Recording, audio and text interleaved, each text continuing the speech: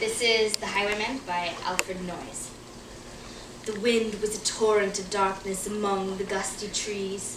The moon was a ghostly galleon tossed upon cloudy seas, and the road was a ribbon of moonlight looping the purple moor. And the highwayman came riding. The highwayman came riding up to the old inn door. He had a French cocked hat on his forehead and a bunch of lace at his chin. He had a coat of claret velvet and breeches of brown doe skin. They fitted with never a wrinkle. His boots were up to the thigh, and he rode with a jeweled twinkle, his pistol butts a twinkle, his rapier hilt a twinkle under the jeweled sky. Over the cobbles he clattered and clashed in the darkened yard. Then he tapped with his whip on the shutters, but all was locked and barred. He whistled a tune to the window, and who should be waiting there but the landlord's black-eyed daughter, Bess, the landlord's daughter, plaiting a dark red love knot into her long black hair.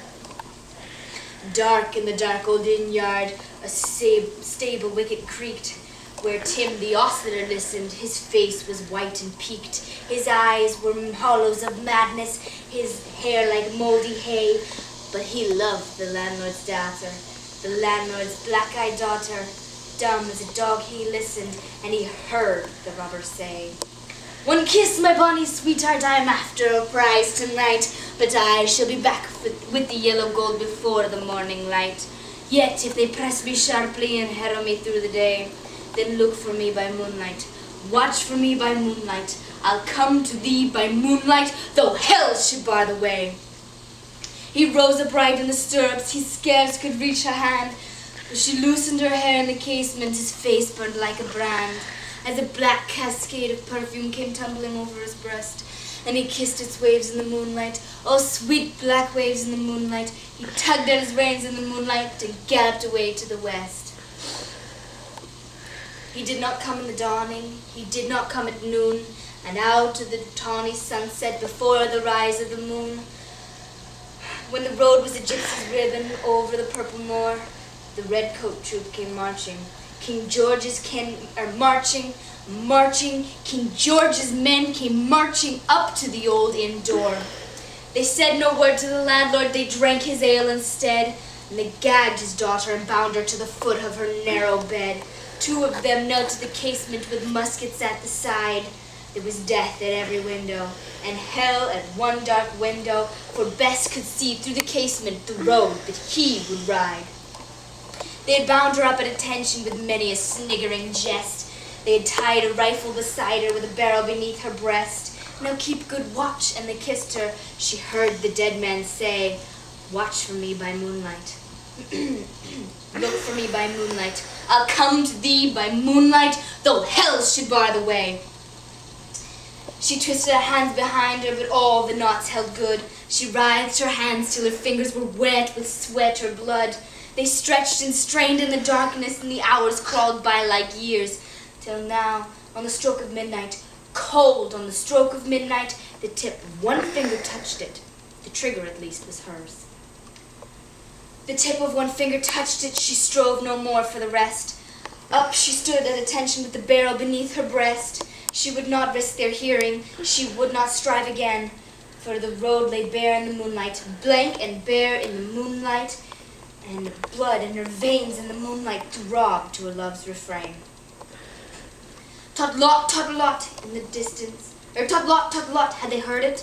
The horses' hooves rang clear. Tot-lot, in the distance, were they deaf they did not hear? Down the ribbon of moonlight, over the brow of the hill, the highwayman came riding. The redcoats looked to their priming. She stood up straight and still. Tot-lot in the frosty silence, tot-lot in the echoey night.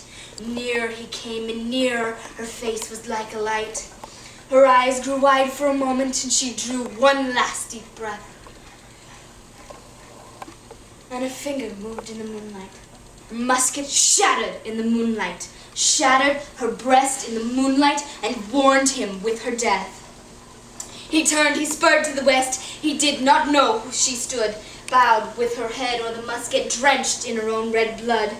Not till the dawn he heard it, and his face grew grey to hear how Bess, the landlord's daughter, the landlord's black-eyed daughter had watched for her love in the moonlight and died in the darkness there.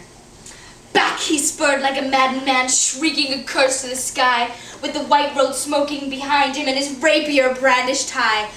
Wine red were his spurs in the golden noon, blood red was his velvet coat, when they shook him down in the highway, down like a dog on the highway, and he lay in his blood on the highway with a bunch of lace at his throat. And still, on a winter's night, they say, when the wind is in the trees, and the moon is a ghostly galleon tossed upon cloudy seas, and the road is a ribbon of moonlight, walking a purple moor, the highwayman comes riding, riding, riding, the highwayman comes riding up to the old inn door. Over cobbles he clatters and clangs in the darkened yard, and he taps with his whip on the shutters, but all is locked and barred. He whistles a tune to the window, and who should be waiting there but the landlord's black-eyed daughter, Bess, the landlord's daughter, plaiting a dark red love knot into her long black hair.